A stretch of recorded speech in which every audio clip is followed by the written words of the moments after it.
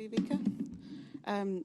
Tough match today. Just talk us through your thoughts of how you played, how your opponent played, and just generally about the match. Not a good day for me. Playing wise, I feel like just wasn't able to really connect my game fully. Feel like I had a lot of opportunities still, and just didn't take advantage of them, and a bit of a disappointing day for sure. Okay, who'd like the first question, please? Courtney. Vika, tough luck today. When you say that you weren't able to kind of execute your game fully, what do you think was the gap? Where did it fall short from your perspective? I feel like just overall today, like balls were a bit, off timing-wise. Serves were really low percentage of first serve today.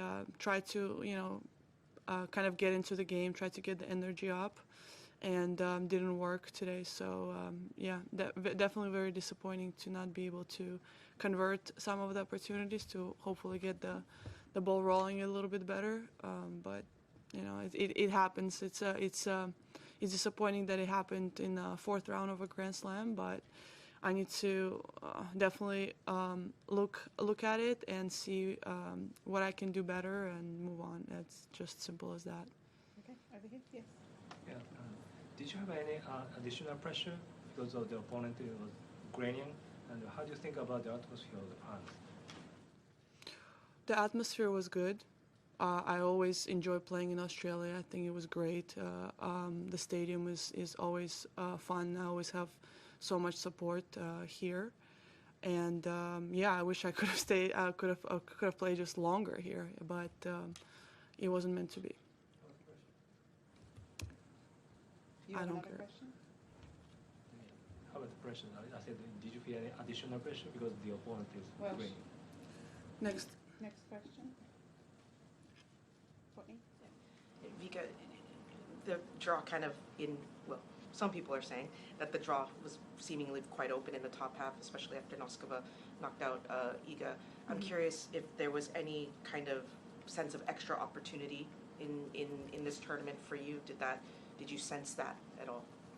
I mean, I think so. Obviously, I think that there's certain amount of thinking you can put to that, but every opponent that, as I said in my previous press conference, every opponent that got here to this stage definitely has been playing some great tennis. So for me, it's just you have to take it one match at a time. And the players who beat Iga and others, they deserve that win. They took their opportunities, they won, and congratulations to them. So I think that some of those opponents probably become a little bit more dangerous because they can be hot and cold.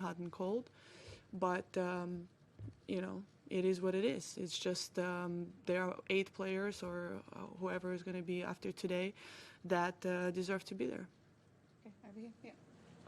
There's been talk in the last year or two about combining the men's and women's tours. I was wondering, do you have any kind of thoughts on that issue? As a potential opportunity, I think that there is absolute merit to it, and there is it makes some sort of sense. In practicality, I don't see that happening anytime soon. And why is that? I think there's just too many moving parts. Any more questions in English, Courtney?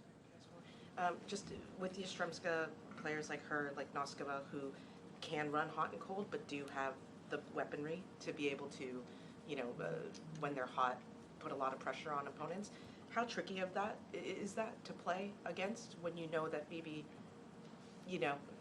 they could drop, but if they hold that level, it's a lot of pressure for a lot of the more stable players to unwind.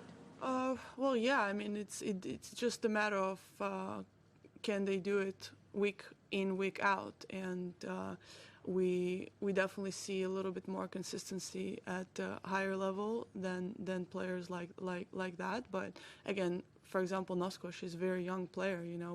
We've seen her play really well in last year in Adelaide, and then the next week it was not so great. So I think that there's a bit, for sure, a learning curve for all these players there. Yeah, I think that when you play somebody like that, you need to be able to at least bring your level there. And unfortunately, it wasn't the case for me today.